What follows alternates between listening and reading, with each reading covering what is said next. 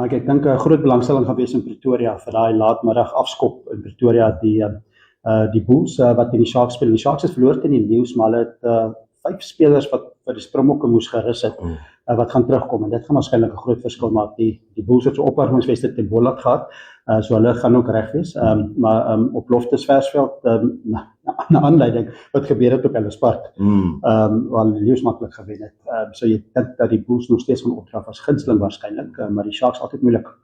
Ek dink dis die lekker van so 'n kompetisie wat in 'n Suid-Afrikaanse derby konteks so naby aan mekaar is die spanne bring die beste uit mekaar uit en jy kan eintlik nie waag om te raai wie gaan wen. Ja.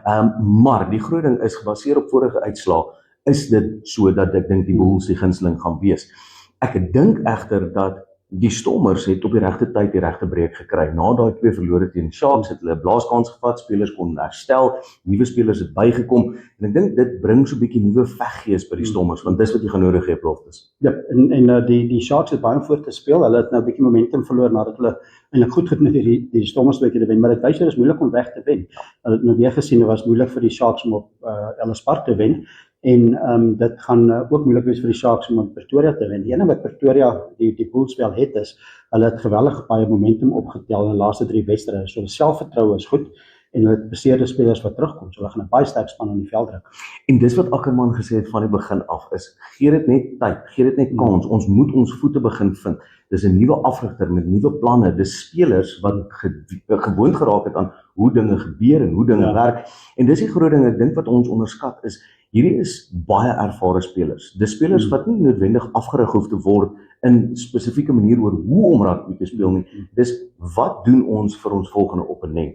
Dit is ervaring wat jy nou gaan tentoon moet stel en verwag eintlik van hierdie spelers om wanneer jy oor daai kantlyn draf om die wedstryd te begin, skakel jy aan soos 'n skakelaar. En ek dink dis waar die Bulls half moeilik dit ervaar het.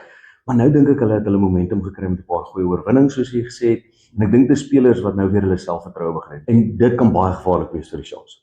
Absoluut. En as jy kyk na spelers, bekende ofwel Springbok spelers op die veld, daar's baie van hulle en dit gaan interessant wees. Pollards en die Eystreisens en daai tipe spelers wat teen mekaar gaan speel. Dit is net so 'n bietjie Springbok proef op 'n manier ook. Ja, ek dink Rassie gaan hierdie wedstryd definitief baie fyn dophou, maar ek dink ook ons is in 'n bevoordeelde posisie waar die jonger spelers amper half voel, weet jy wat, ek gaan teen 'n Pollard speel, I can do that en ek kan daai step up maak.